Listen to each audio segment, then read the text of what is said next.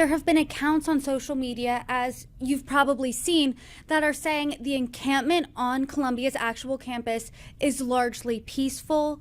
The coverage is getting it wrong, but it's the activists outside that are hurling anti-Semitic terms, that they're being the ones that are more chaotic. What do you make of that, because you were there? Well, I think a few things. So number one, the protests on the outside are absolutely off the wall, and like it's inexcusable that that would be permitted on, like literally on top of Columbia. Now, I spoke to President Shafiq today. She informed me that the protesters have now been moved off of the sidewalk across the street, which is good because students had to pass through them in order to get onto campus.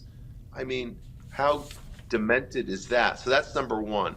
Number two, in terms of the encampment, well, peaceful can mean different things to different people.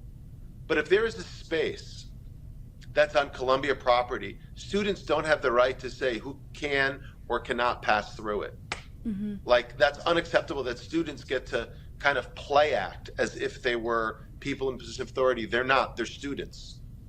They are not owners of that institution. They are paying customers at an institution. Everyone should have equal rights. That's number two.